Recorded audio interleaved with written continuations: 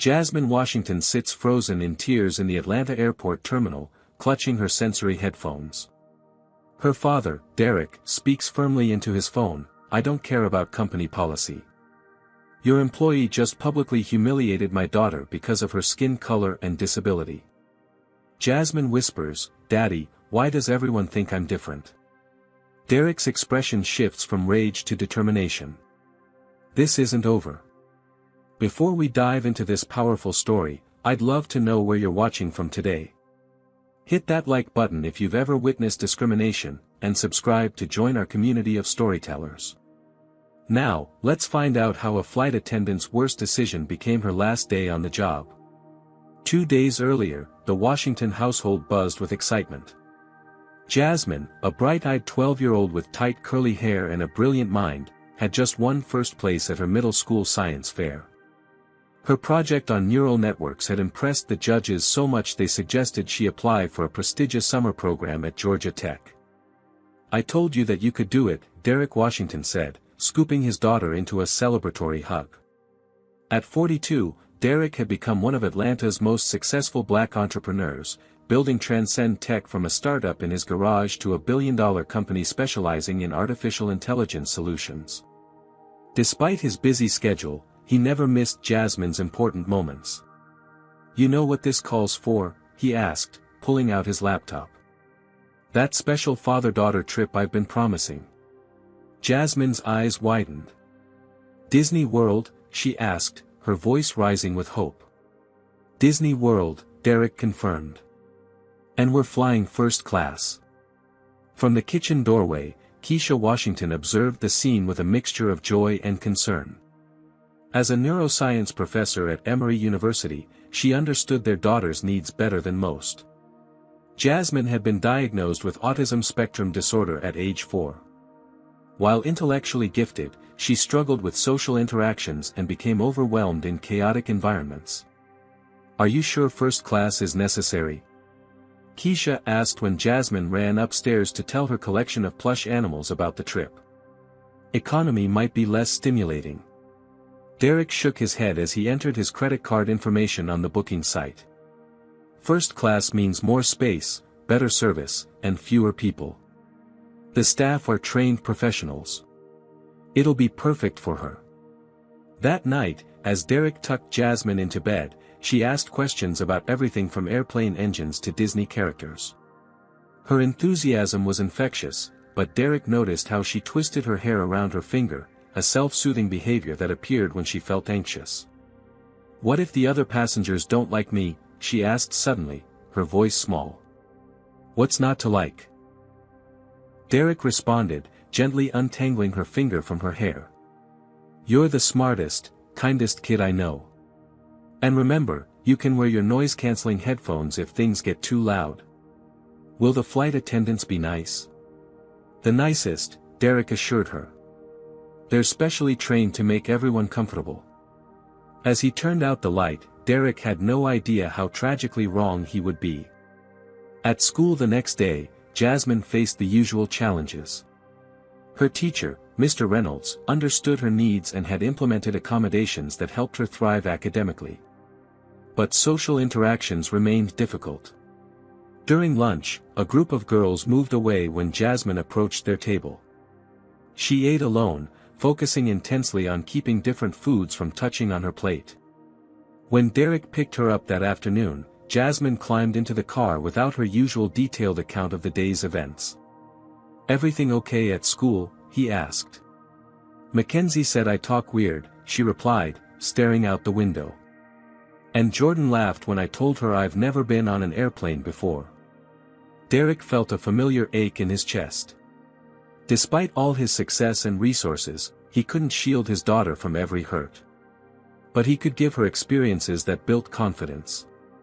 "Well, after tomorrow, you'll have been on the fanciest part of an airplane," he said. "First class has seats that turn into beds and special meals served on real plates." That evening, the Washington family went through their pre-travel preparation ritual. Keisha helped Jasmine pack her comfort items, the weighted blanket, chewy necklace disguised as regular jewelry, and the noise-canceling headphones Derek had specially customized with Jasmine's favorite purple color.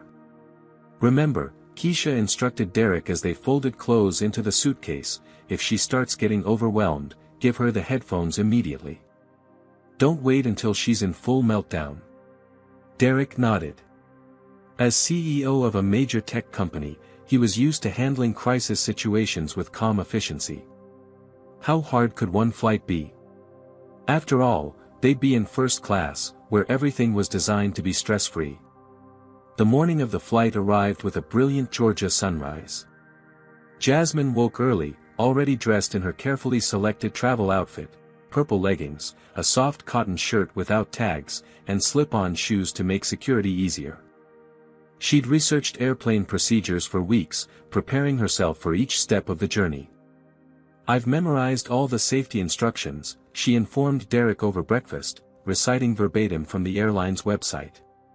In the event of a water landing, life vests are located under the seat. Pull firmly on the red tabs to inflate after exiting the aircraft. Derek smiled at his daughter's thoroughness. I feel safer already knowing you're on board. They arrived at Hartsfield-Jackson International Airport 3 hours early at Jasmine's insistence. The massive terminal buzzed with activity, a cacophony of announcements, rolling luggage, and conversations in multiple languages. Jasmine froze just inside the entrance, her hands immediately covering her ears. Too loud? Derek asked, already reaching for her headphones. She nodded, her breathing quickening. Derek knelt beside her, maintaining a calm demeanor despite the business travelers streaming around them with impatient glances. Remember our plan, he said gently. One step at a time. First check-in, then security, then we find a quiet spot to wait. You're in control. With the headphones reducing the auditory assault, Jasmine regained her composure. They navigated to the premium check-in counter where a friendly agent provided their boarding passes with a warm smile, noting Jasmine's first flight status in the system to alert flight staff. Security presented the next challenge. The TSA line stretched in switchbacks, bodies pressed together in institutional inefficiency. Derek guided Jasmine to the priority lane, a perk of his frequent business travel status. Remove all electronic devices and place them in separate bins, barked a uniformed officer, his voice sharp with authority. Shoes and jackets off.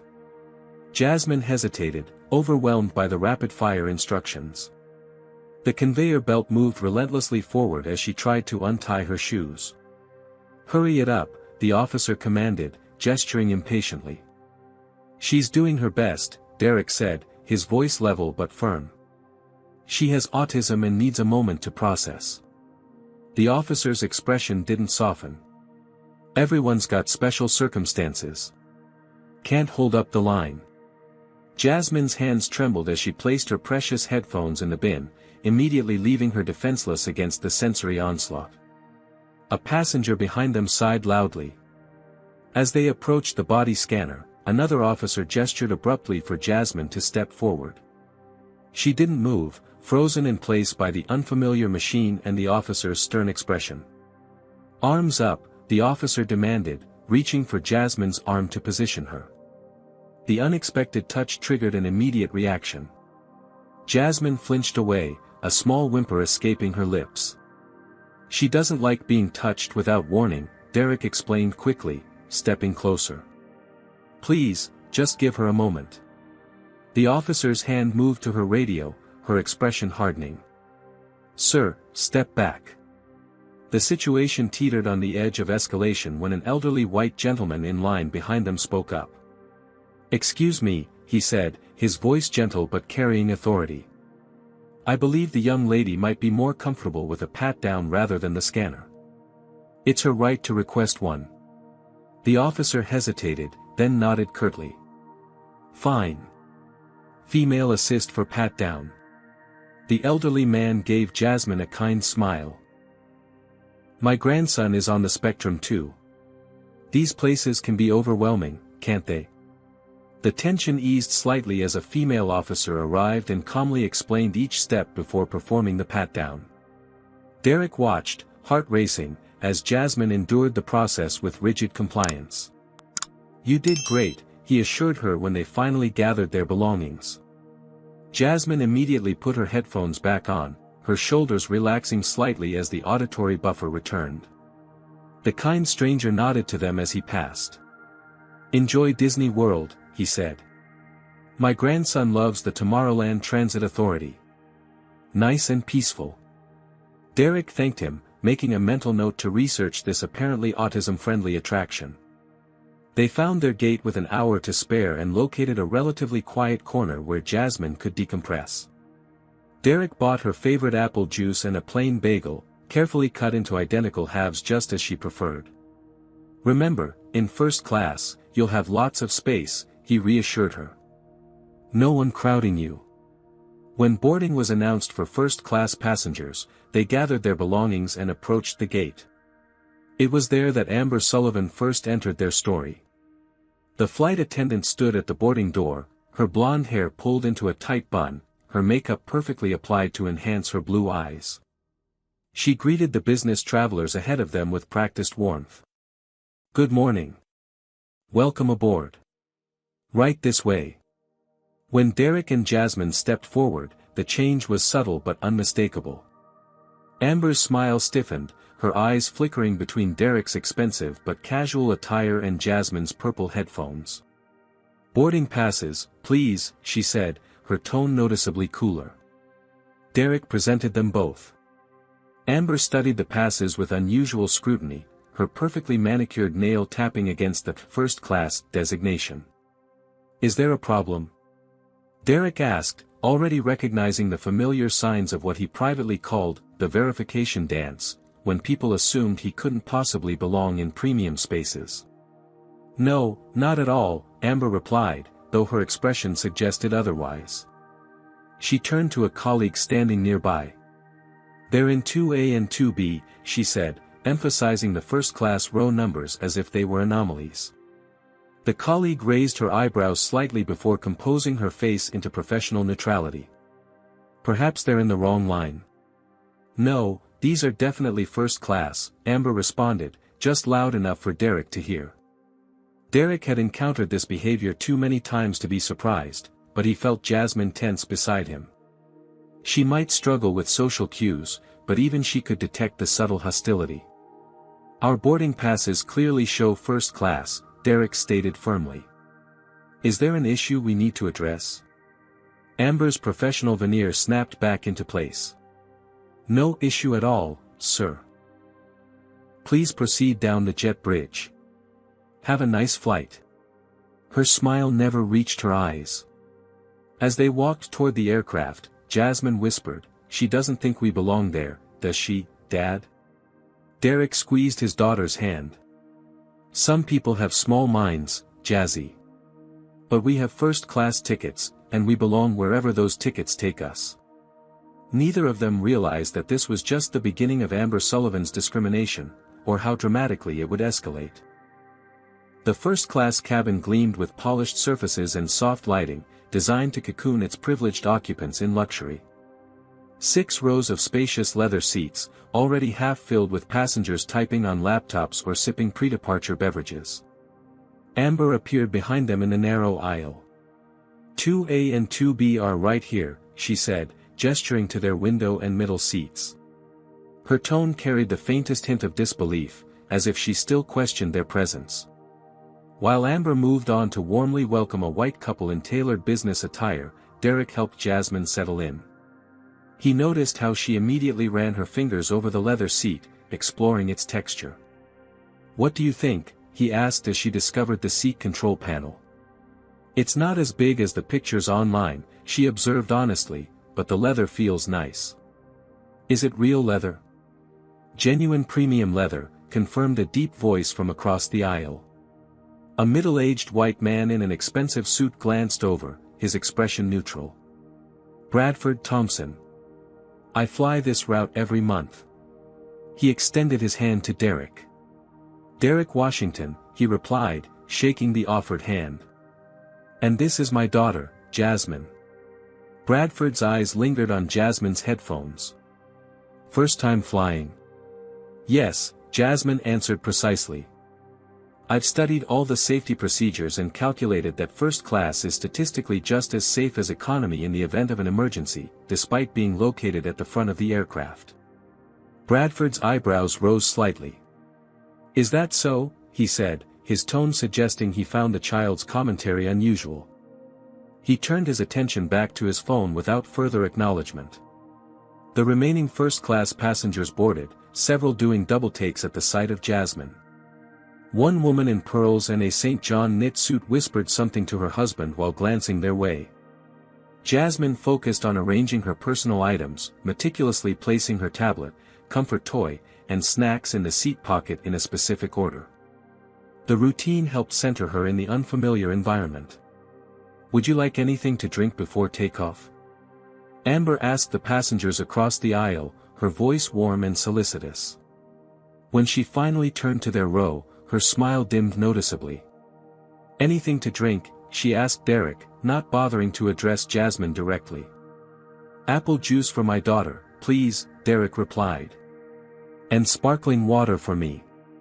We'll serve children's beverages after takeoff, Amber stated. The passengers in 4A and 4B already have orange juice, Derek pointed out, nodding toward a white family with a teenage boy. Amber's lips tightened momentarily. Fine. I'll bring the juice. She returned with Derek's sparkling water and a plastic cup of apple juice that she placed on Jasmine's tray table without a word. Jasmine stared at the cup with growing distress. Is something wrong? Derek asked his daughter. It has ice, Jasmine whispered. I can't drink apple juice with ice. The textures mix wrong. Derek signaled to Amber, who was chatting amiably with passengers in the first row. She ignored him for several minutes before reluctantly approaching. Yes, she asked, not bothering to hide her irritation. My daughter needs apple juice without ice, please. Sensory issue. Amber's sigh was just audible. We've begun final preparations for departure. I'll have to see if there's time. Across the aisle, Bradford Thompson shifted in his seat. Seems like a lot of special treatment, he muttered, loud enough to be heard. The plane began pushing back from the gate without Amber returning. Jasmine's anxiety visibly increased as the safety demonstration began, the unfamiliar movement and sounds overwhelming her carefully prepared expectations. Dad, she whispered urgently, I need Thumper. She referred to the small stuffed rabbit that helped her regulate during stressful situations. It's in your backpack in the overhead bin, Derek realized. The seatbelt sign illuminated, preventing him from standing. Jasmine's breathing quickened, a precursor to distress. Once again, Derek tried to get Amber's attention as she passed their row. She continued down the aisle, her back deliberately turned toward them. A different flight attendant, younger with a nameplate reading Lisa Chen, trainee, noticed Derek's signal and approached. Can I help you? She asked. My daughter needs her comfort item from the overhead bin. She's autistic and it helps with anxiety during takeoff. Lisa glanced at Jasmine, whose hands had begun fluttering at her sides, another self-regulating behavior. I'll get it for you, she offered, quickly retrieving the backpack and locating the well-worn rabbit. Jasmine clutched Thumper to her chest, her breathing gradually steadying. Thank you, she said formally to Lisa. You're welcome, Lisa replied with a genuine smile. First flight. Jasmine nodded. You're doing great, Lisa assured her. Takeoff feels funny in your tummy, but it only lasts a minute. Just hug Thumper tight. As Lisa moved away, Bradford Thompson made a show of checking his watch. If everyone needed this much handholding, we'd never get off the ground, he remarked to no one in particular. The aircraft accelerated down the runway, the forces of takeoff pressing them back into their seats. Jasmine closed her eyes tightly, one hand gripping Derek's arm, the other clutching Thumper. The noise and sensation were intense, but she endured without breaking down. When they reached cruising altitude, Jasmine's grip finally relaxed. We did it, Dad, she whispered, a hint of pride in her voice. We're really flying. Derek smiled, feeling a surge of hope. Maybe the worst was behind them. Then came the turbulence. The aircraft suddenly dropped several feet, causing gasps throughout the cabin. The captain's voice crackled over the intercom, "Flight attendants, please take your seats. We're encountering some unexpected rough air." The plane shuddered and jerked. For neurotypical passengers, it was unpleasant but manageable. For Jasmine, whose sensory processing interpreted every bump with heightened intensity, it was overwhelming. She began rocking slightly, a self-soothing movement, while humming softly to block out the frightening sounds of rattling overhead bins and clinking glassware. Bradford Thompson's patience visibly evaporated. "Can you control your child?" he demanded, glaring at Derek. "Some of us are trying to work." "She's regulating," Derek explained quietly. "This helps her manage anxiety." "Well, it's giving me anxiety," Thompson retorted. "I paid for first class to avoid disruptions." The humming increased slightly as Jasmine processed this new source of stress, an angry adult focusing negative attention on her. Amber, who had strapped into the flight attendant seat nearby during the turbulence, watched the interaction with undisguised disapproval. When the seatbelt sign finally turned off, she immediately made her way to their row. But instead of checking on the visibly distressed child, she addressed Bradford Thompson first. "I'm so sorry for the disruption, sir. Can I bring you another drink?" "Scotch." "Double," he replied, shooting another glare toward Jasmine. Only then did Amber turn to Derek, her expression cold. "Sir, we've had complaints about the noise." "My daughter is autistic," Derek explained calmly. "She's using coping mechanisms to deal with the turbulence. It will pass." Amber's response cut through the cabin. First-class passengers expect a certain environment. If she can't maintain appropriate behavior, perhaps you should have booked elsewhere. Jasmine's humming stopped abruptly. Her eyes, wide and hurt, darted between Amber and her father. "Appropriate behavior?" Derek repeated, his voice dangerously quiet. "My daughter is behaving perfectly appropriately for someone with her neurological condition. What's inappropriate is your attitude." Bradford Thompson inserted himself into the conversation. "Look, I don't mean to be insensitive, but some people just don't know their place. First class has standards." The implication hung in the air, that Jasmine, as both black and disabled, had doubly violated some unspoken code about who belonged in premium spaces. Other passengers watched the scene unfold with varying expressions, discomfort, curiosity, and in some cases, shameful agreement with Thompson. Jasmine, acutely aware of being the center of negative attention, curled further into herself. The turbulence, Thompson's hostility, and Amber's coldness created a perfect storm of sensory and emotional overload. "Dad," she whispered, voice trembling, "everyone's mad at me." "Not at you, sweetheart," Derek assured her, though his jaw clenched in anger. "At their own ignorance." Amber stood with arms crossed, unmoved by the child's distress.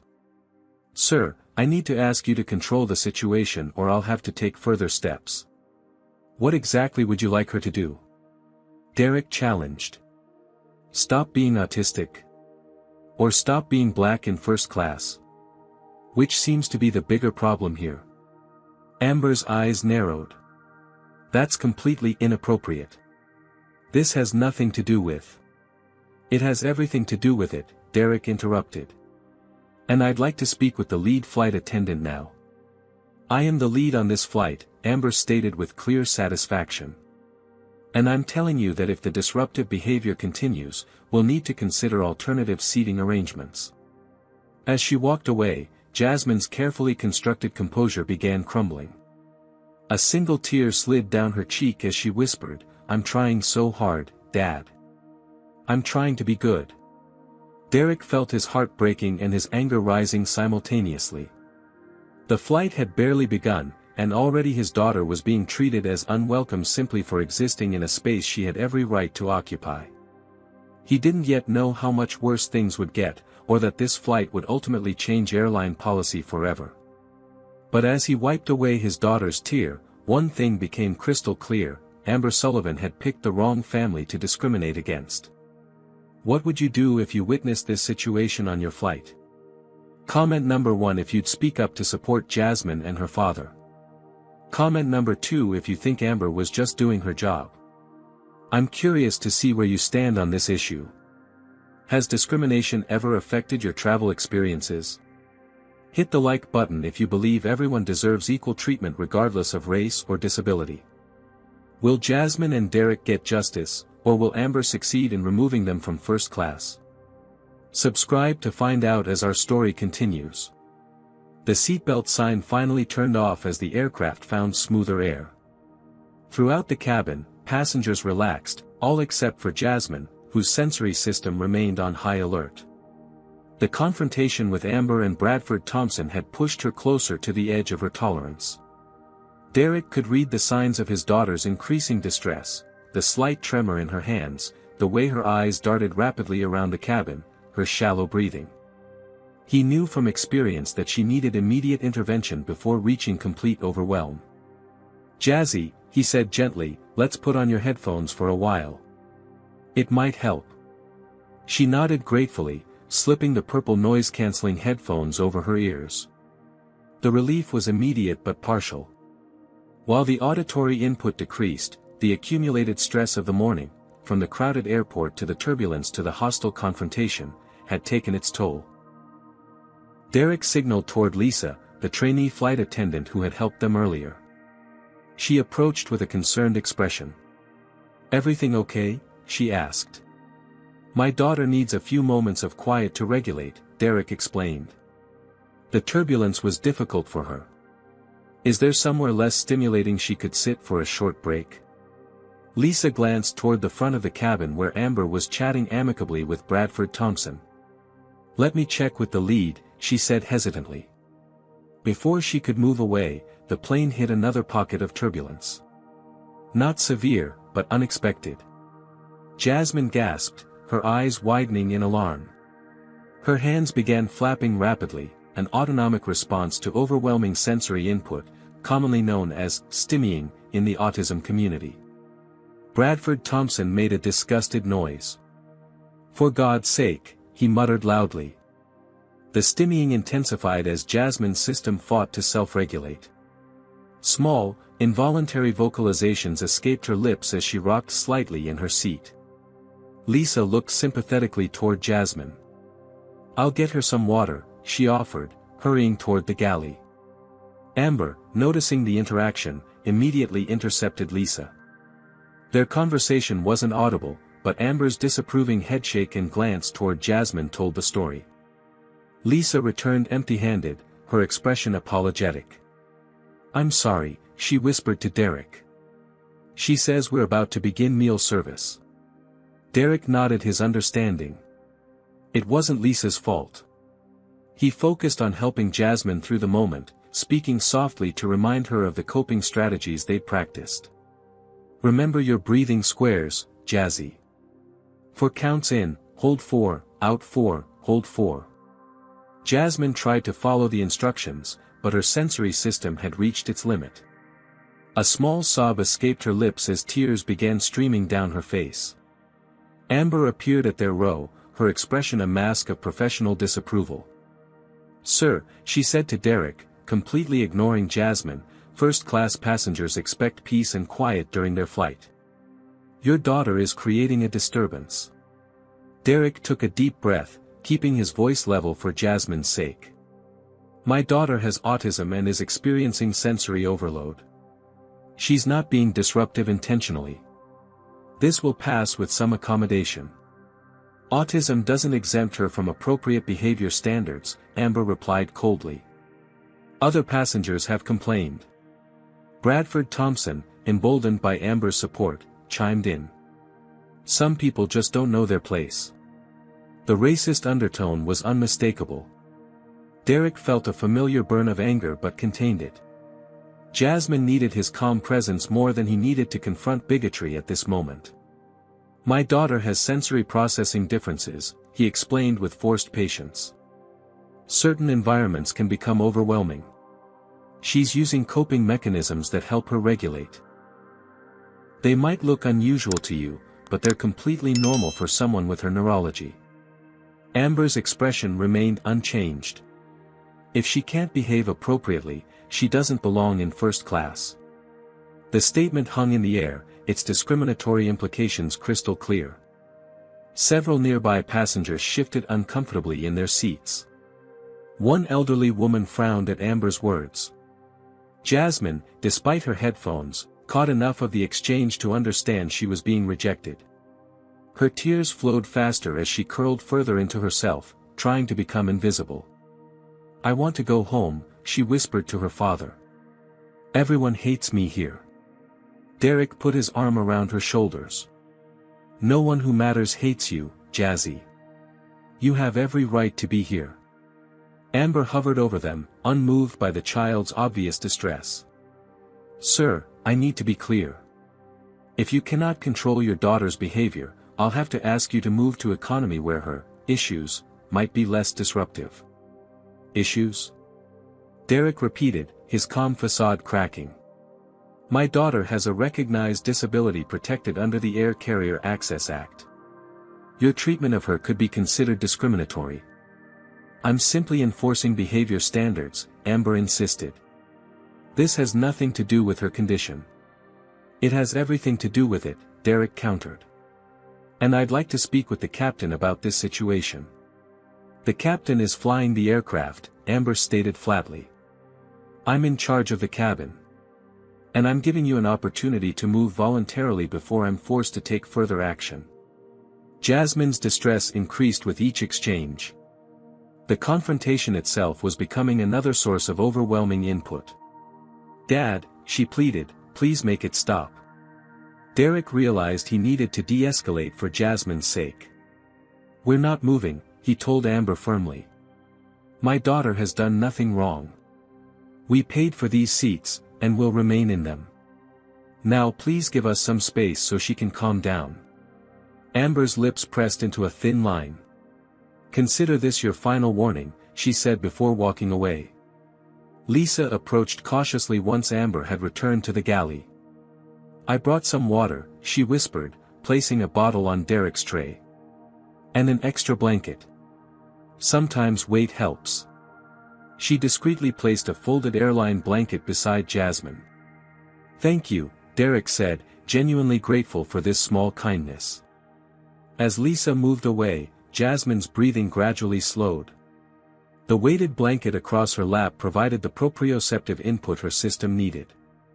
Derek guided her through grounding techniques, naming 5 things she could see, 4 she could touch, 3 she could hear even with headphones on. Slowly, painstakingly, Jasmine began to regulate.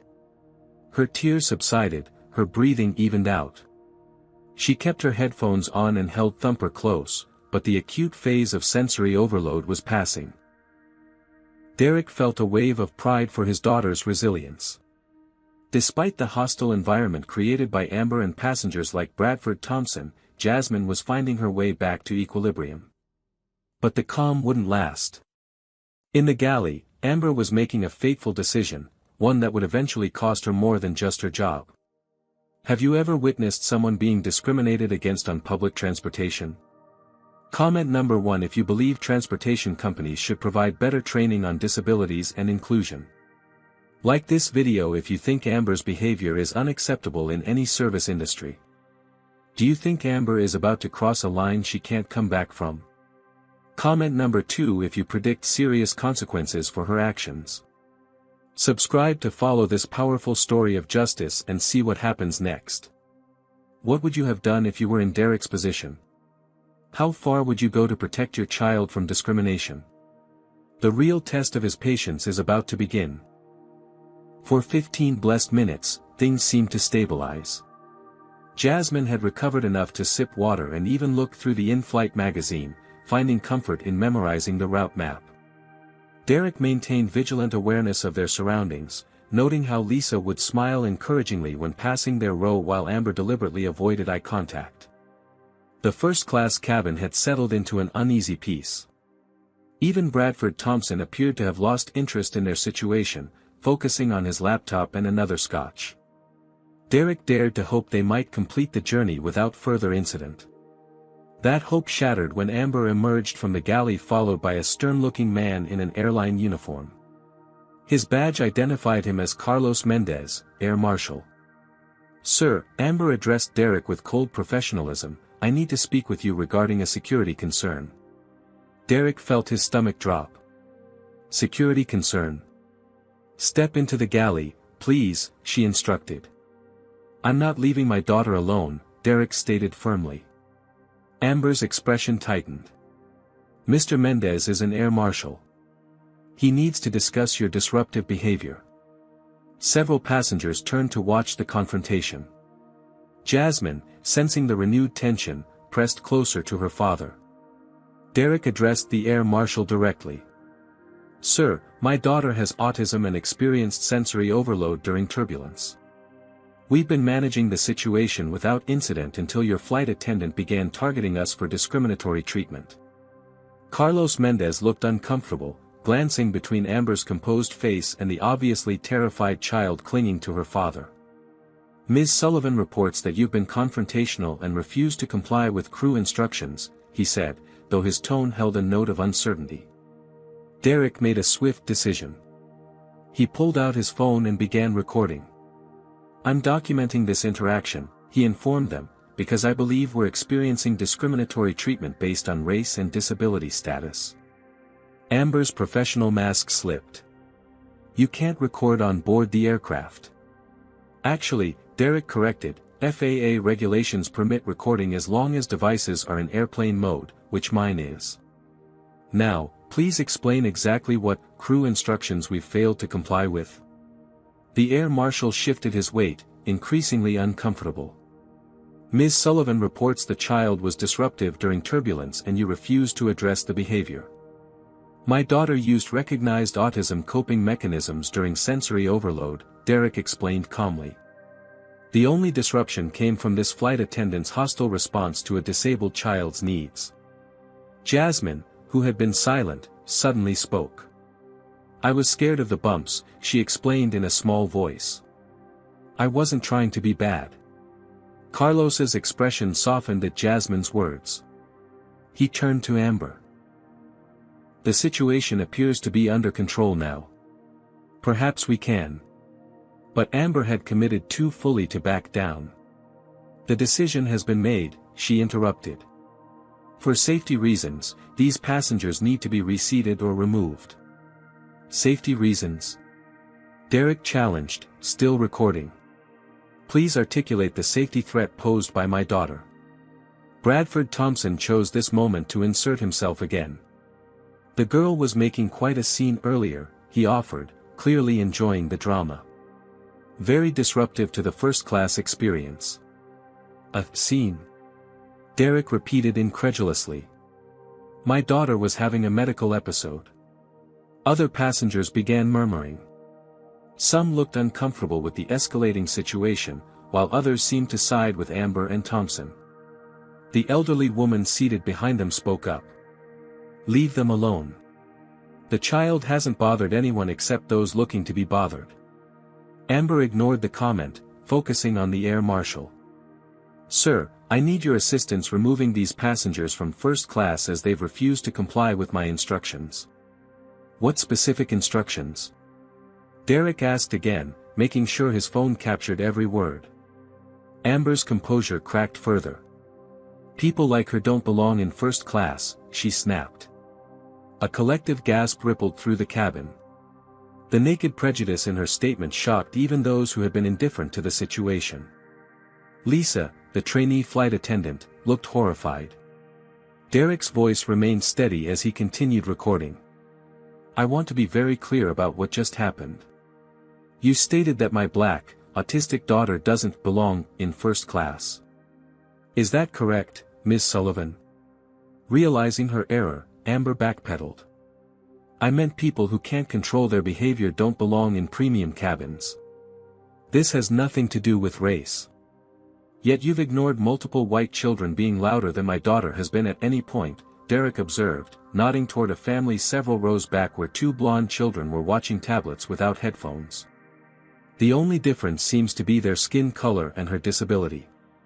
The air marshal looked increasingly uncomfortable with his role in the situation. "Ms. Sullivan, perhaps we should discuss this privately." But Amber had crossed a point of no return. "These passengers need to move to economy or be deplaned at our next stop. That's my final decision as lead flight attendant." Carlos Mendez sighed heavily. "Sir," he addressed Derek, "I don't have the authority to override the flight attendant's decision regarding cabin management. However, I want to assure you that your concerns will be documented." Derek understood the reality of their situation. On an aircraft, the flight attendant's authority was nearly absolute. Fighting further could escalate to charges of interference with a flight crew, a federal offense. "I understand," he told the air marshal. "We'll comply under protest, and I'll be filing formal complaints with the airline, the FAA, and the Department of Transportation." Jasmine, who had been following the exchange with growing distress, began to cry again. "What did I do wrong, Dad? I tried to be quiet." "You did nothing wrong, sweetheart," Derek assured her, his heart breaking at her distress. Sometimes people's hearts are too small to understand differences. Bradford Thompson smirked as he watched them gather their belongings. "Better luck next time," he murmured just loudly enough to be heard. Amber stood imperiously in the aisle. "Economy has several middle seats available," she informed them with barely concealed satisfaction. "We'll deplane," Derek decided. "I won't subject my daughter to further humiliation." Lisa stepped forward hesitantly. "The flight is scheduled for a brief stop in Charlotte in 20 minutes. You could deplane there." Derek nodded his thanks to her, the only crew member who had shown them any compassion. As they prepared to move, the elderly woman who had defended them earlier touched Derek's arm. "I was a special education teacher for 30 years, she said. "You're a good father. Don't let them make you think otherwise." With his phone still recording, Derek guided Jasmine toward the economy cabin where they would wait until the Charlotte stop. The walk of shame through premium economy and into the main cabin felt endless.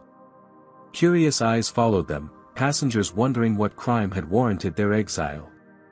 Jasmine kept her head down, her small body rigid with humiliation and confusion. "Everyone's looking at us," she whispered.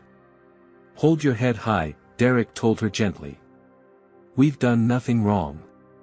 In the economy section, a flight attendant who had been briefed on the situation directed them to the last row, the least desirable seats on the plane, next to the lavatory.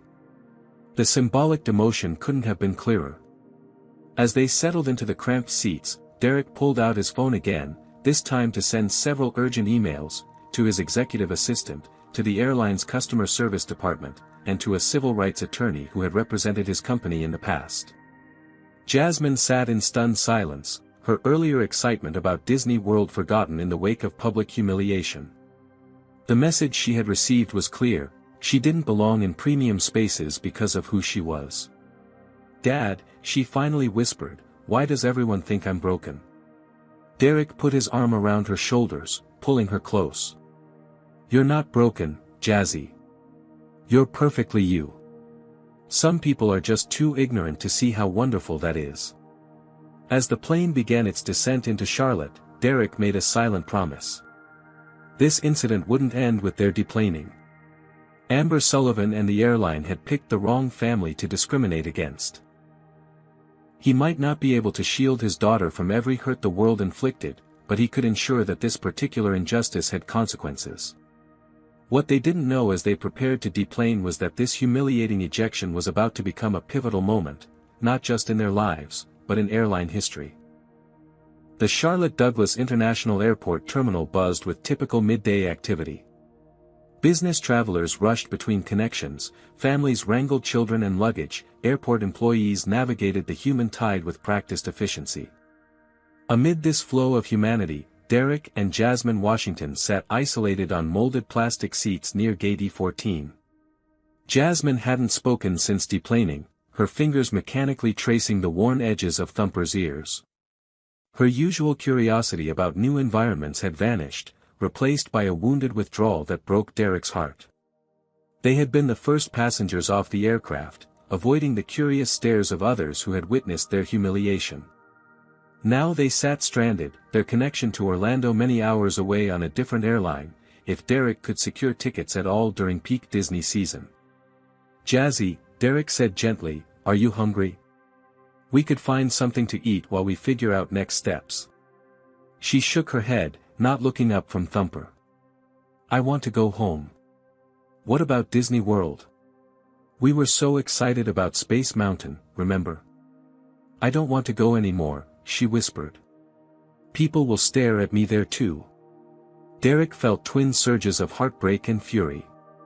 In a few cruel minutes, Amber Sullivan had shattered his daughter's confidence and tainted what should have been a magical experience. His phone vibrated with an incoming call from Keisha. He answered, turning slightly away from Jasmine to speak privately. "What happened?" Keisha demanded without preamble. "Your text said you were deplaned in Charlotte." Derek summarized the situation in a low voice, his controlled tone belying his rage. When he finished, Keisha was silent for several seconds. "Is Jasmine okay?" she finally asked. "No," Derek admitted.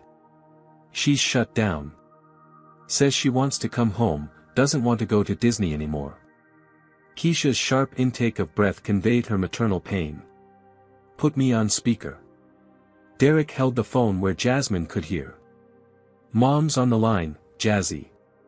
"Hi, baby," Keisha said, her voice warm and steady. "Dad told me what happened on the plane. That was really unfair, wasn't it?" Jasmine nodded, then remembered her mother couldn't see her. "Yes," she said quietly. "The lady said I don't belong in first class." "Well, that lady was wrong," Keisha stated firmly. "And you know what? When people are that wrong about something, there are consequences." This captured Jasmine's attention. She looked up. "What kind of consequences?" "That's up to Dad to decide," Keisha said. "But I think that flight attendant picked the wrong family to mess with. Your father has some powerful ways to make sure this doesn't happen to another kid like you." Derek met his daughter's questioning gaze. For the first time since the incident, he saw a flicker of her usual curiosity. "What can you do, Dad?" she asked. "I'm not sure yet," he answered honestly.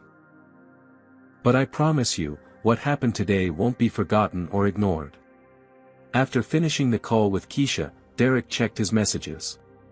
His executive assistant had already been busy, securing them seats on a later flight to Orlando, arranging for a luxury car service, and most importantly, researching the corporate structure of Skyway Airlines. As Jasmine slowly worked through a package of her favorite crackers, Derek read the information with growing interest. Skyway Airlines was a subsidiary of Global Air Holdings. And Transcend Tech, Derek's company, held a substantial investment position in Global Air's parent corporation through a technology partnership agreement established 2 years earlier. In simple terms, Derek Washington was not just any disgruntled passenger. He was effectively part owner of the airline that had just discriminated against his daughter. His phone rang again. This time it was Malcolm Green, Transcend Tech's chief legal counsel. "I got your email," Malcolm said without preamble. "I've already contacted our civil rights specialist. This is textbook discrimination on both racial and disability grounds. What's our leverage?" Derek asked, watching Jasmine, who had begun taking interest in the airport activity around them, a good sign her resilient spirit was recovering. "Substantial," Malcolm replied. "Your tech integration contract with Global Air gives you significant shareholder influence. Plus, you've got video evidence of the incident. The airline industry is already under scrutiny for discrimination cases. This could be catastrophic for their public image." Derek considered this information. "I want a meeting with their CEO. Today." "Harold Barnes," Malcolm supplied.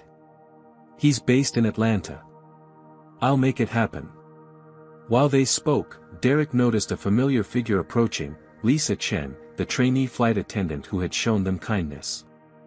"Malcolm, I'll call you back," Derek said, ending the call. Lisa stopped a respectful distance away. She had changed from her uniform into civilian clothes. "Mr. Washington," she asked tentatively. "I hope you don't mind my approaching you. I just wanted to apologize for what happened on the flight. It was wrong, and I should have done more." Derek gestured for her to sit. "You were the only one who treated us with dignity. Thank you for that." Lisa sat, smiling gently at Jasmine, who was watching her carefully. "Hi again," she said. "I like your rabbit. Does he have a name?" "Thumper," Jasmine replied quietly. "Dad got him for me when I was diagnosed."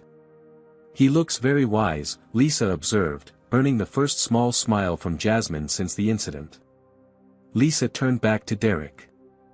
"I wanted you to know that what Ms. Sullivan did violated our training protocols. We have specific guidelines for accommodating passengers with autism and other invisible disabilities." She hesitated, then continued. "This wasn't her first incident. There's a pattern." Derek's eyebrows rose. "You're risking your job by telling me this." Lisa straightened her shoulders. "Some things are more important than a job. What I witnessed today was wrong. And..." She glanced at Jasmine, "I have a brother with autism. I know how hurtful this kind of treatment can be. Do you have contact information for the airline's HR department?" Derek asked. Lisa did better than that. She provided the name and direct line for Skyway's Vice President of Customer Experience, along with the details of previous complaints against Amber Sullivan that had been quietly resolved without disciplinary action. "She has connections in management," Lisa explained. "That's how she's avoided consequences so far." After Lisa left, Derek's phone buzzed with a message from Malcolm. A video conference with Harold Barnes, CEO of Skyway Airlines, had been arranged for 4:30 p.m. They would be escorted to the airline's executive lounge to take the call in privacy. While Jasmine rested, Derek made additional calls, to his investment team, to the Department of Transportation's Office of Aviation Consumer Protection, and finally to Shannon Rivera, a prominent disability rights attorney whose child also had autism. Meanwhile, back on the Atlanta-Orlando flight, Amber Sullivan was enjoying her perceived victory. She made a point of upgrading an elderly white couple to the first-class seats vacated by the Washingtons, making a show of the superior service they would receive. "Some people just don't understand the standards we maintain in first class," she told them within earshot of Bradford Thompson, who nodded approvingly. What Amber didn't know was that the video Derek had recorded was already being reviewed by Skyway's legal department, who recognized immediately the liability nightmare it presented. Her moment of triumph would be remarkably short-lived. As the afternoon wore on, Derek and Jasmine were escorted to the exclusive Skyway Executive Lounge. The staff treated them with exaggerated courtesy, word having come down from corporate about the VIP status of these particular displaced passengers. Jasmine, ever observant, noticed the change. "They're being extra nice now," she whispered to her father. "Yes," Derek agreed. "They've realized who we are." "You mean because you're important at your company?" Derek considered his response carefully. "Partly. But more importantly, they've realized that treating people differently because of how they look or how their brains work is wrong. And sometimes it takes consequences for adults to learn lessons that kids already understand." Jasmine processed this, her analytical mind working through the implications. "Are you going to get the mean lady fired?" "I'm going to make sure she faces appropriate consequences for her actions," Derek answered honestly. "And more importantly, I'm going to make sure this airline changes how they treat people like you." Jasmine nodded, satisfied with this response. Her natural resilience was asserting itself as the shock of the incident faded. She even accepted a hot chocolate from the lounge attendant, a small but significant sign of her recovering equilibrium. At precisely 4:30 p.m., they were shown to a private conference room where a large screen displayed the waiting face of Harold Barnes, CEO of Skyway Airlines. His expression was a careful mask of professional concern. "Mr. Washington," he began, "I want to personally apologize for your experience today. It falls far short of our service standards." Derek let the corporate platitude hang in the air for a moment before responding. "Mr. Barnes, what happened today wasn't a service failure. It was discrimination. Plain and simple." Barnes shifted uncomfortably. "I assure you we take these allegations very seriously." "They're not allegations," Derek interrupted, holding up his phone. "I have video evidence of your lead flight attendant stating that my daughter doesn't belong in first class. Would you like me to play it for you?" Barnes paled slightly. "That won't be necessary. I've seen the video." Ms. Sullivan's comments were completely unacceptable. "And yet they reflect a culture that allowed her to feel comfortable making them," Derek observed. "This isn't just about one flight attendant, Mr. Barnes. This is about systemic issues within your airline." As the discussion continued, Jasmine watched her father transform before her eyes. Gone was the protective dad comforting his wounded daughter. In his place sat the formidable CEO whose technological innovations had revolutionized multiple industries. His voice never raised, but his words carried the unmistakable weight of power. Derek Washington had spent his career breaking barriers in spaces where black executives were rare. He had endured countless indignities with strategic patience, choosing his battles carefully. But watching his daughter face the same prejudices that had shadowed his own journey had ignited a cold, implacable fury that would not be placated with corporate apologies or damage control. By the end of the call, Harold Barnes understood one thing with perfect clarity: Skyway Airlines had made an enemy it could not afford to have. The Skyway Airlines corporate headquarters in Atlanta hummed with unusual tension that evening. News of the Washington incident had spread through the executive suite like wildfire, setting off a cascade of emergency meetings and frantic calls. In the glass-walled conference room on the 38th floor, Harold Barnes paced anxiously. Around the table sat the airline's senior leadership team, summoned from dinners, family events, and in the case of Chief Marketing Officer Patricia Lawson, a theater performance she had been anticipating for months. "How bad is it?" asked Jeffrey Wilson, Chief Financial Officer, loosening his tie with one finger. "Bad," Barnes replied grimly. "Derek Washington isn't just any passenger. He's the founder and CEO of Transcend Tech. The AI company." Patricia clarified, already calculating the potential PR disaster. "The very same," Barnes confirmed. "And through their technology integration contract with our parent company, they effectively hold significant influence over our operations." Michael Chen, Chief Operating Officer, pulled up Washington's biography on his tablet. Self-made billionaire.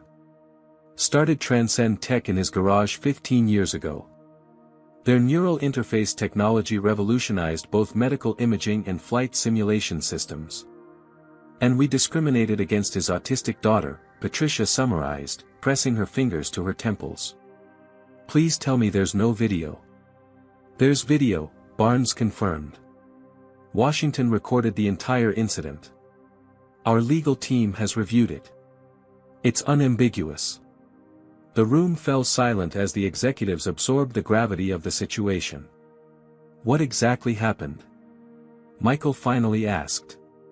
Barnes played the video Derek had forwarded. The senior leadership team watched in growing horror as Amber Sullivan's behavior unfolded on screen. When they heard her declare that people like her don't belong in first class, several executives visibly flinched. "Jesus," Jeffrey muttered. "It's like she's trying to create a lawsuit." "What do we know about this flight attendant?" Patricia asked. Michael consulted his tablet. Amber Sullivan. 15 years with the company. Led flight attendant for the past 7. Multiple commendations for service to premium customers. Any complaints? Barnes pressed. Michael scrolled further. Several, actually. 3 in the past year alone. All involved passengers of color or those with special needs. All were resolved without disciplinary action. Resolved how? Barnes demanded. Michael looked uncomfortable. Vouchers, upgrades, apology letters. Standard customer service recovery. Who approved brushing these under the rug? Barnes asked, his tone dangerously quiet. George Hayward in customer relations, Michael replied. He and Sullivan have a personal relationship.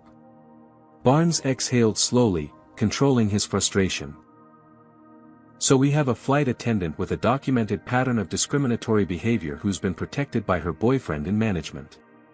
And she picked Derek Washington's daughter as her latest target. It gets worse, Patricia interjected, looking up from her phone. The video is already circulating on social media. Washington hasn't posted it himself, but another passenger captured part of the incident. It's gaining traction with disability rights advocates and civil rights groups. As if on cue, every phone in the room buzzed simultaneously with a news alert. Patricia read it aloud, tech billionaire's autistic daughter ejected from first class, discrimination or disruption. Call Amber Sullivan in now, Barnes ordered. And George Hayward too. While a human resources representative made those calls, the team worked to develop a crisis management strategy. Patricia drafted a public statement condemning discrimination and affirming the airline's commitment to inclusivity. Legal prepared separation paperwork. The damage control machine kicked into high gear. 40 minutes later, Amber Sullivan arrived at headquarters, still in her uniform, her expression defiant rather than contrite. George Hayward accompanied her, his face pale with the realization that his career was likely over. In a separate conference room, Lisa Chen was also present, having been flown back from Charlotte on the company's orders. Unlike Sullivan, she sat with quiet dignity, prepared to tell the truth regardless of personal consequences. Ms. Sullivan, Barnes began once she was seated across from the executive team, we've reviewed the video evidence of today's incident involving Jasmine Washington and her father. Would you care to explain your actions? Amber straightened her posture, showing no signs of remorse. The child was disruptive during the flight. I acted to preserve the first-class experience for other premium passengers. By telling her she didn't belong there. Patricia asked incredulously. My words were taken out of context, Amber insisted. I was referring to disruptive behavior not belonging in first class, not the child herself. Barnes slid a tablet across the table. Then how do you explain these previous complaints? All filed by passengers of color or with disabilities. All describing similar behavior from you. Amber's composure faltered slightly. Those passengers were also disruptive. I treat everyone equally. Ms. Chen disagrees, Michael noted. She witnessed today's events and reports that white children in first class were being considerably louder than Jasmine Washington without receiving any comment from you. Lisa is a trainee, Amber dismissed. She lacks the experience to properly assess cabin situations. Barnes leaned forward. Ms. Sullivan, let me be very direct. The passenger you discriminated against today was not just any child. She was the daughter of Derek Washington, CEO of Transcend Tech and effectively one of our largest investors. For the first time, genuine alarm showed on Amber's face. I had no way of knowing that. That's precisely the point, Barnes replied coldly. You shouldn't treat anyone that way, regardless of who they are or who their parents might be. As the questioning continued, Amber's defenses gradually crumbled. The evidence against her was overwhelming, and her attempts to justify her actions only dug her deeper into trouble. Meanwhile, in the Charlotte Executive Lounge, Derek and Jasmine prepared to board their rescheduled flight to Orlando. This time, they had been upgraded to the airline's most premium cabin with personal apologies from the station manager. But the special treatment did little to erase the damage done. Dad, Jasmine asked as they gathered their belongings, what will happen to the mean lady? Derek considered how to answer truthfully without burdening his daughter with adult complexities. She'll face consequences for her actions, Jazzy. And more importantly, the airline will have to make changes so this doesn't happen to other kids like you. Will they fire her? Jasmine persisted, her need for justice straightforward and uncomplicated. "I think that's very likely," Derek acknowledged. "But I'm more interested in changing the system that let her behave that way in the first place." Back in Atlanta, the decision had indeed already been made. Amber Sullivan's employment was terminated effective immediately. George Hayward was suspended pending further investigation into his role in suppressing previous complaints. But Harold Barnes understood that firing one flight attendant wouldn't be enough. Derek Washington had made specific demands during their video conference. 1. A comprehensive audit of all discrimination complaints within the airline over the past 5 years. 2. Mandatory training for all customer-facing staff on disability accommodation and racial sensitivity. 3. Creation of a passenger advocacy office with direct reporting to the CEO. 4. A financial contribution to autism acceptance organizations. 5. And finally, a personal apology to Jasmine from the company leadership. These weren't requests. They were requirements if Skyway wanted to maintain its technology partnership with Transcend Tech, a partnership worth hundreds of millions of dollars. "How quickly can we implement these changes?" Barnes asked his team. "The training program will take at least 3 months to develop properly," Patricia estimated. "The audit could be completed within 6 weeks if we bring in an external firm." "We don't have 6 weeks," Barnes stated flatly. "Washington is presenting his demands to the board tomorrow morning. I need to show immediate action." As the executives scrambled to develop an implementation timeline, Skyway's stock price began a subtle but noticeable decline in after-hours trading. The market had caught wind of the brewing scandal, and investors were growing nervous. By midnight, the crisis had expanded beyond the airline itself. Global Air Holdings, Skyway's parent company, had entered the fray, its leadership equally alarmed by the situation. The technology integration that Transcend Tech provided was crucial not just to Skyway but to the entire holding company's fleet management systems. Messages and calls flew between corporate offices in Atlanta, New York, and London. Board members were briefed on the situation. Legal teams prepared for potential fallout. Through it all, the video evidence remained irrefutable. Amber Sullivan's discriminatory words, captured clearly on Derek's phone, had set in motion a corporate earthquake whose tremors were only beginning to be felt. As Wednesday dawned, Derek and Jasmine arrived at their Disney resort, determined to salvage some joy from their planned vacation. But even as Jasmine began to recover her excitement about the Magic Kingdom, Derek's phone buzzed constantly with updates from his team. The board meeting was set for 10 a.m. By noon, Skyway Airlines would either commit to meaningful change or face the consequences of having chosen the wrong family to discriminate against. The Skyway Airlines boardroom radiated tension as executives and directors assembled for the emergency meeting. Sunlight streamed through floor-to-ceiling windows, illuminating the tense faces around the polished mahogany table.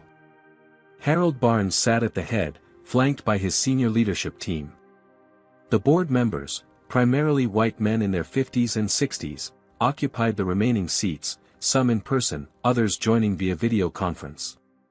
At precisely 10 a.m., the double doors opened. Derek Washington entered, impeccably dressed in a tailored suit that quietly announced his status. Behind him followed Jasmine, wearing a purple dress with her headphones around her neck like an accessory rather than a necessity. The sight of the 12-year-old girl in this bastion of corporate power caused a momentary silence. Completing their party was Shannon Rivera, the renowned disability rights attorney who had flown in specifically for this meeting. Her presence sent a clear message: this wasn't just a discussion, it was a negotiation with legal teeth. "Mr. Washington, Ms. Rivera," Harold Barnes greeted them, rising from his chair. "Thank you for joining us." His gaze shifted to Jasmine with visible discomfort. "And thank you for coming too, young lady." Derek's expression remained professionally neutral. "My daughter is the wrong party in this situation. She deserves to witness justice firsthand." Jasmine surveyed the room with the characteristic direct gaze of many autistic individuals. She noted details the adults might miss, the nervous tapping of pens, the uncomfortable shifting in expensive chairs, the way several board members couldn't quite meet her eyes. As they took their seats, Barnes attempted to begin with corporate pleasantries. Before we discuss yesterday's unfortunate incident. Let's not minimize what happened, Derek interrupted calmly. This wasn't an unfortunate incident. It was discrimination, captured on video, perpetrated by your employee against my daughter because of her race and disability. The directness of his statement created palpable discomfort. Good, Derek thought. Discomfort often preceded growth. Barnes cleared his throat. You're right. And we've taken immediate action. Amber Sullivan's employment has been terminated, effective yesterday evening. That's a start, Shannon Rivera acknowledged, but it addresses the symptom, not the disease. We've also suspended George Hayward, who we discovered had been burying previous complaints against Ms. Sullivan, Barnes continued. We're conducting a thorough investigation into that misconduct. Derek nodded. I understand from Lisa Chen that there were at least 3 prior complaints involving passengers of color or with disabilities. How many others were suppressed? The question hung in the air uncomfortably. Patricia Lawson, the CMO, stepped in. We're conducting a comprehensive review of all complaint records. Preliminary findings suggest there may be a pattern involving not just Ms. Sullivan but several other crew members as well. Suggesting a systemic issue, Shannon noted, making it a statement rather than a question. Which is why we're prepared to implement the changes Mr. Washington proposed, Barnes assured them. A complete audit, enhanced training programs, passenger advocacy office, all of it. Derek's expression didn't change. Implementation timelines. Michael Chen, the COO, consulted his tablet. Training programs will begin rolling out within 4 weeks. The audit will be conducted by an independent firm starting immediately. The Passenger Advocacy Office could be operational within 3 months. Too slow, Derek stated flatly. Training begins next week. The audit report is delivered within 30 days. The Advocacy Office is operational within 6 weeks. Several board members exchanged glances at the aggressive timeline. One, an older gentleman with silver hair, leaned forward. Mr. Washington, while we share your commitment to addressing these issues, there are practical limitations to how quickly such changes can be implemented. Derek's gaze shifted to the man. And you are? Robert Thornton. I've been on this board for 15 years. Derek nodded. Mr. Thornton, my company implemented a complete overhaul of our hiring and promotion practices in less than 30 days when we identified racial disparities. It's remarkable how quickly practical limitations disappear when an issue becomes a priority. Thornton flushed slightly but said nothing further.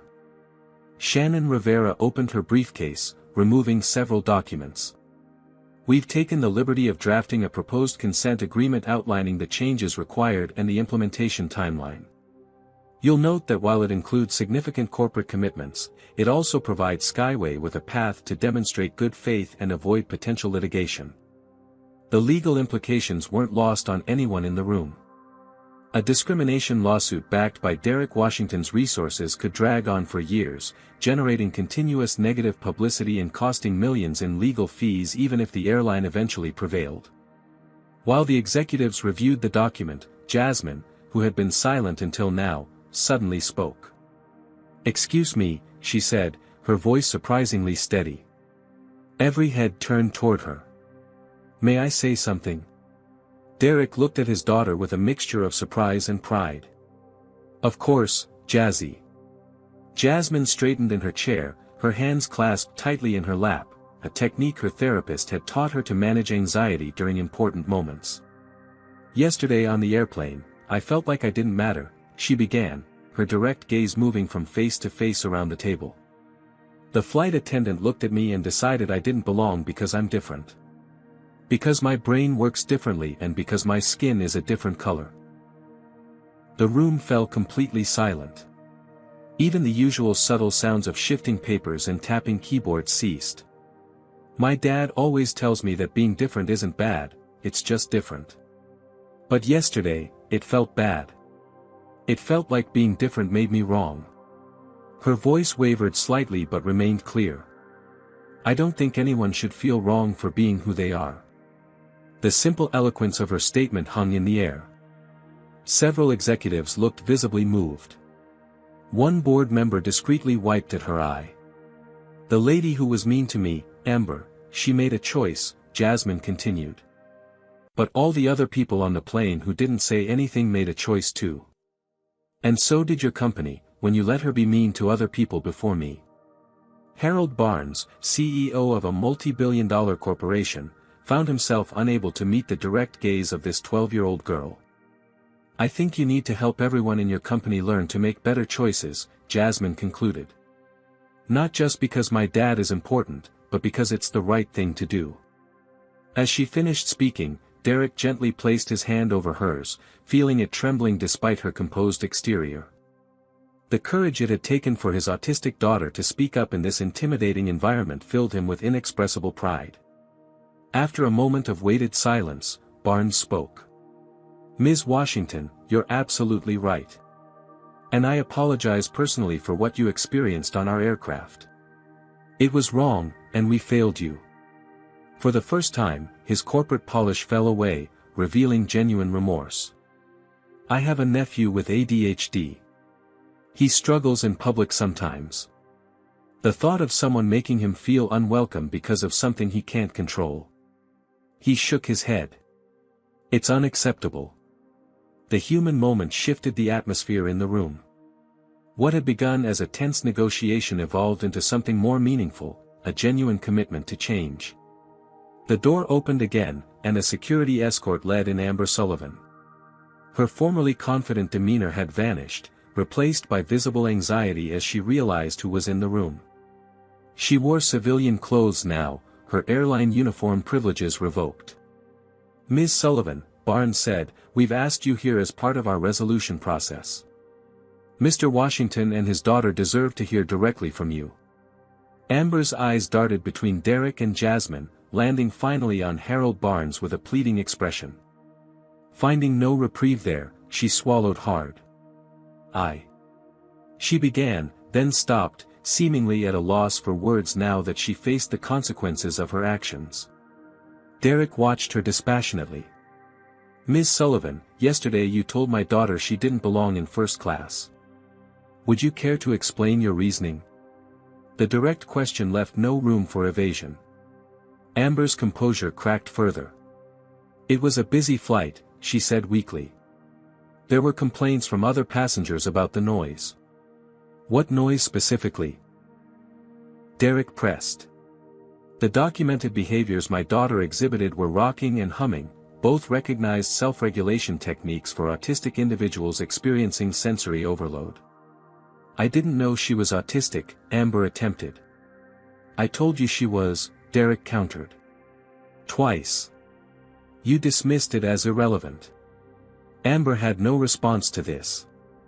Ms. Sullivan, Shannon Rivera interjected, are you aware that your actions potentially violated the Air Carrier Access Act, which prohibits discrimination against passengers with disabilities? I wasn't discriminating, Amber insisted, a flash of her former defiance returning. I was enforcing behavior standards. Selectively, Derek noted. According to multiple witnesses, including your colleague Lisa Chen, several white children in the cabin were being considerably louder without receiving any comment from you. Amber's gaze dropped to the table. Barnes cleared his throat. Ms. Sullivan, do you understand why your employment with Skyway Airlines has been terminated? She nodded silently. I need a verbal answer for the record, Barnes insisted. Yes, she said quietly. And do you understand that your actions have potentially exposed this company to significant legal liability? Another whispered, yes. Barnes continued, Ms. Sullivan, this meeting is being recorded as part of our resolution process. I'm going to ask you directly, did you treat Jasmine Washington differently because of her race, her disability, or both? Amber looked up, suddenly realizing the full gravity of her situation. Her airline career was over, a civil rights lawsuit loomed, and she was face to face with the very child she had humiliated, a child whose father wielded more influence than she had imagined possible. She faltered, then straightened her shoulders slightly. I made assumptions based on appearance. I didn't believe they belonged in first class because they didn't match my image of typical first-class passengers. The admission hung in the air. It wasn't a full acknowledgement of racial discrimination, but it was close enough that everyone understood the implication. Derek turned to his daughter. Jazzy, is there anything you want to say to Ms. Sullivan? Jasmine considered the question with characteristic thoughtfulness. Why did you think I was bad just because I'm different? The simple, direct question struck Amber like a physical blow. Her eyes filled with tears, not of self-pity but of genuine shame as the human impact of her actions finally penetrated her defenses. I was wrong, she admitted, her voice barely audible. I'm sorry. Jasmine nodded, accepting the apology with the straightforward grace of a child. Thank you for saying sorry. My dad says everyone makes mistakes. It's what you do after that matters. The wisdom in the 12-year-old's words seemed to affect everyone in the room. Robert Thornton, the board member who had earlier questioned the implementation timeline, cleared his throat. Mr. Washington, I believe we should accept all terms in the consent agreement as presented. Ms. Washington is right, this is about doing the right thing, not just avoiding litigation. One by one, the other board members nodded their agreement. Harold Barnes turned to Derek with newfound respect. We'll implement every change you've requested, on the timeline you've specified. And we'd like to establish a permanent advisory position for you on our Diversity and Inclusion Committee, paid or unpaid, at your discretion. Derek considered the offer. I'll accept, with one condition, that Jasmine can occasionally join those meetings. Her perspective is valuable. Barnes glanced at Jasmine, who was watching the proceedings with intense interest. I think that would be tremendously beneficial. As the meeting concluded, the corporate attorneys finalized the consent agreement. Amber Sullivan was escorted out, her brief moment of reckoning complete. She would later face additional consequences, a civil rights lawsuit that would make her virtually unemployable in the airline industry, mandatory sensitivity training, and the lasting knowledge that her actions had catalyzed an industry-wide examination of discriminatory practices. For Jasmine, however, the most meaningful part of the day came after the meeting, when Lisa Chen approached her in the corridor. I wanted you to know, Lisa said, kneeling to Jasmine's eye level, that I've been offered a permanent position as Skyway's first passenger accessibility specialist. I'll be helping train flight attendants on how to better serve passengers with different needs. Jasmine's face lit up. Like me? Exactly like you, Lisa confirmed. And I was hoping you might help me design some of the training materials. Your perspective would be invaluable. As they left the corporate headquarters, Derek noticed a subtle but important change in his daughter's demeanor. The wounded withdrawal of yesterday had been replaced by something new, a quiet confidence that came from witnessing justice unfold and, more importantly, from having her voice truly heard. Dad, she said as they headed to the car that would take them back to Disney World, I think we did something important today. Derek smiled, squeezing her hand. We did, Jazzy. We absolutely did. 6 months later, Jasmine Washington gazed out the window as their plane began its descent into Orlando International Airport. This time, there was no anxiety in her eyes, only excitement for the family vacation that awaited them. Look, Mom, she pointed, nudging Keisha who sat beside her. You can see the castle from here. Keisha smiled at her daughter's enthusiasm. I see it. Are you ready for Space Mountain this time? Definitely, Jasmine replied with newfound confidence. I've watched 15 POV videos and memorized all the turns. Across the aisle, Derek observed the exchange with quiet satisfaction. The past 6 months had brought remarkable changes, not just to Skyway Airlines, but to Jasmine herself. The flight attendant approached their row, a warm smile lighting her familiar face. Can I get you anything before landing, Ms. Washington? No thank you, Ms. Chen, Jasmine replied politely. Lisa Chen's promotion from trainee to passenger accessibility specialist had been followed by a further advancement to lead flight attendant on Skyway's premium routes. Her advocacy for inclusive service had made her something of a celebrity within the company. "First time back to Disney?" Lisa asked. "Third time," Jasmine corrected proudly. "Dad and I came back the day after the board meeting. Then my whole class came in May for a field trip." Lisa nodded, recognizing the significance. After the trauma of her first flight, Jasmine had not only returned to flying but had embraced it, a testament to her resilience and to the supportive environment Skyway now strive to provide. "Excuse me," called a voice from several rows back. "Could I get some water, please?" Lisa turned to address the request, and Jasmine noticed the passenger with a start of recognition. Bradford Thompson, the businessman who had supported Amber Sullivan's discrimination, was seated in Economy Plus, a significant downgrade from his usual first-class accommodation. Catching Jasmine's eye, Thompson quickly looked away, his expression uncomfortable. What Jasmine didn't know was that his public support of Sullivan's actions had been captured in Derek's video, leading to his own company implementing mandatory sensitivity training for all executives. His reduced travel status was a direct consequence of that embarrassing episode.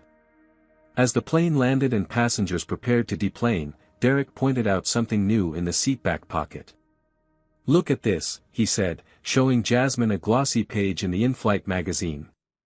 The headline read, "Skyway launches industry-leading accessibility program." Below it was a photo of Jasmine and Lisa, taken during one of the training sessions they had designed together. The article detailed the airline's comprehensive initiative to better serve passengers with visible and invisible disabilities. "Is this why people have been looking at me?" Jasmine asked, suddenly self-conscious. "That, and because you're an impressive young woman," Keisha assured her. "You've become quite the advocate, you know." It was true. What had begun as a traumatic incident had evolved into a platform for positive change. Jasmine's experience had led to her selection as a youth ambassador for the Autism Acceptance Foundation. She had spoken at 3 schools and even appeared in a public service announcement about inclusive travel. The most meaningful change, however, was in Jasmine herself. The girl who had once whispered, "Why does everyone think I'm different?" now proudly embraced that difference. Her presentations often began with, "My brain works differently, and that's not just okay, it's valuable." As they exited the aircraft, Derek noticed another significant change. The flight crew and gate agents had all completed Skyway's new inclusion training program, a program that featured Jasmine's story as a case study in how not to treat passengers with disabilities. The result was evident in their interactions: patient, accommodating, and genuinely respectful. "Mr. Washington." A smartly dressed woman approached as they entered the terminal. "I'm Margaret Hayes, Skyway's Orlando station manager. We've arranged a VIP escort to help you through the terminal." Derek smiled but shook his head. "Thank you, but I think we'll manage on our own." Jasmine has been practicing navigating busy airports. Margaret nodded, understanding that for Jasmine, doing things independently was an important achievement. "Of course. But please don't hesitate to ask if you need anything at all." As they made their way toward baggage claim, Keisha linked her arm through Derek's. "You know, when you told me about what happened that day, I was ready to sue the airline into bankruptcy. But this transformation is much more meaningful." Derek nodded. "Punitive measures have their place, but systemic change, that's the real victory." They passed a training session in progress, new Skyway employees watching a video about accommodating passengers with hidden disabilities. On the screen was Amber Sullivan's now infamous statement, "People like her don't belong in first class." The instructor paused the video. "This incident from 6 months ago changed our company culture fundamentally. Today, we're going to learn how to ensure every passenger feels they belong, regardless of race, ability, or any other factor." Jasmine paused, watching the training with interest. "Dad," she said thoughtfully, "whatever happened to that flight attendant?" "Amber?" Derek considered how to answer. The truth was complicated, Amber Sullivan had been named in a civil rights lawsuit, settled out of court with a non-disclosure agreement, and essentially blacklisted from the airline industry. Her brief moment of fame in alt-right circles as a supposed victim of cancel culture had faded quickly when the full video of her actions went viral. She faced appropriate consequences, he said finally. And hopefully, she learned from them. Jasmine seemed satisfied with this response. Do you think she's sorry? Really sorry, I mean. I don't know, sweetheart. Some people can change when confronted with their own prejudice. Others can't or won't. But what matters is that her actions led to positive change for many others. As they collected their luggage and headed toward the rental car center, they passed a familiar face, Bradford Thompson, struggling alone with his overstuffed carry-on. No premium assistance, no priority service. Just another economy passenger navigating the challenges of modern travel. He noticed them and quickly averted his gaze, hurrying in another direction. Jasmine watched him go. He doesn't look very happy, she observed. Actions have consequences, Keisha noted. Even for privileged businessmen who think they can treat others poorly without repercussion. Outside the terminal, the Florida sunshine greeted them warmly. Their driver held a sign with "Washington Family" printed in bold letters. Ready for some magic? Derek asked his daughter. Jasmine's smile was radiant. Definitely ready. As they settled into the luxury SUV that would take them to their resort, Jasmine gazed out at the palm trees lining the highway. After a few minutes of thoughtful silence, she turned to her father. Dad?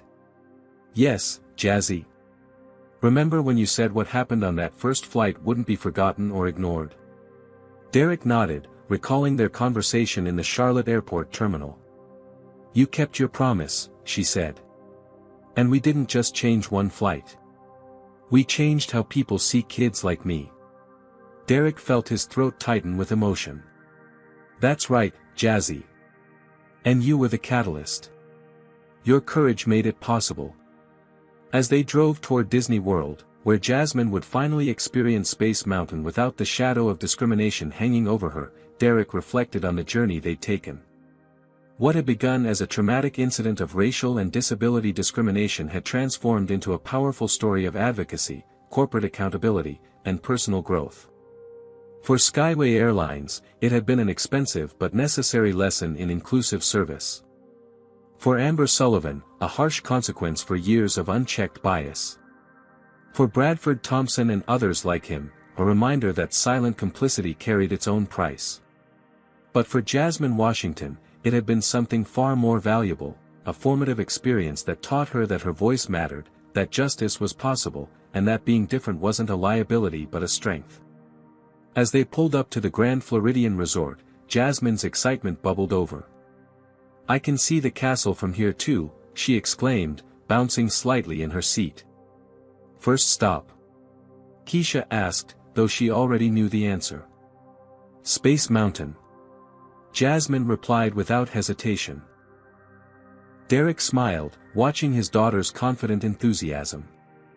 The traumatic flight that had started their journey was now just a story, an important one, but no longer a wound. In its place was a stronger, more self-assured Jasmine, ready to embrace both the adventures and challenges ahead. And for a father who had moved mountains to protect his daughter, there could be no greater victory. What would you do if you witnessed discrimination during your travels? How can we all be better allies to those facing unfair treatment? I'd love to hear your thoughts in the comments. If this story resonated with you, please hit the like button and subscribe for more powerful stories of justice and transformation. Share this video with someone who needs a reminder that one voice can truly make a difference. Together, we can create a world where everyone belongs, no matter their differences. Thank you for joining me on this journey. Until next time, remember, sometimes the most important changes start with standing up for what's right, even when it's difficult. This story reminds us that discrimination often thrives in environments where it goes unchallenged. When Amber Sullivan felt emboldened to mistreat Jasmine, it wasn't just her individual prejudice at work, it was a system that had repeatedly allowed such behavior to continue without consequences. True change requires more than punishing individual actors, it demands examining and transforming the structures that enable discrimination. Derek understood this when he pushed for comprehensive training programs and policy changes rather than simply seeking Amber's termination.